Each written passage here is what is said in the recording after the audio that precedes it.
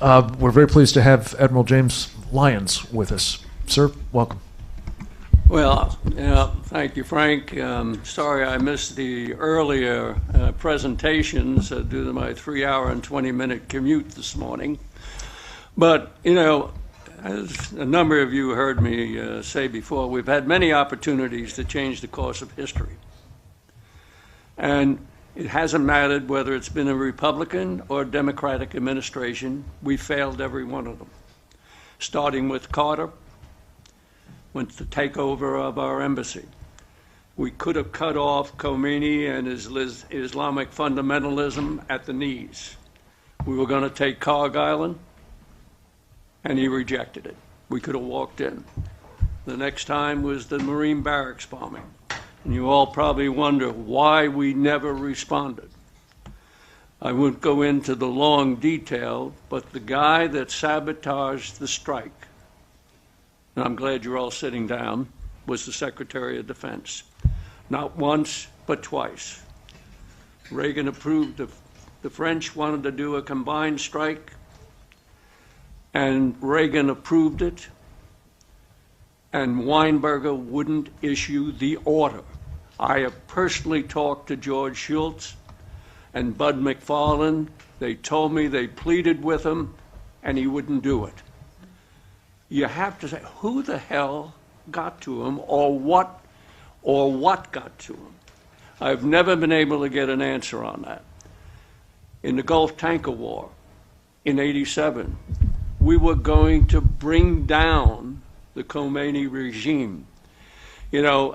And the guy that sabotaged, I had briefed Weinberger at my headquarters at Pearl Harbor that summer. And this was going to be in August of '87.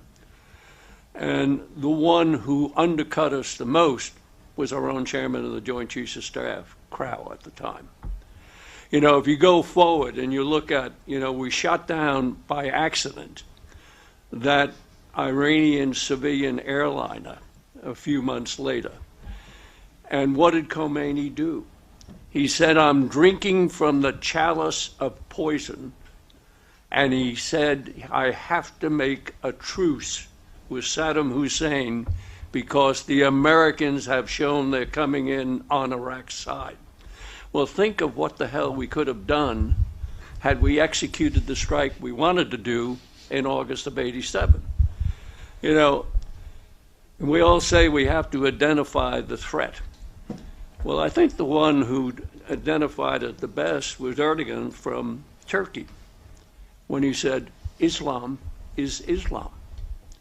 There are no modifiers. Democracy is the train we ride to our ultimate objective.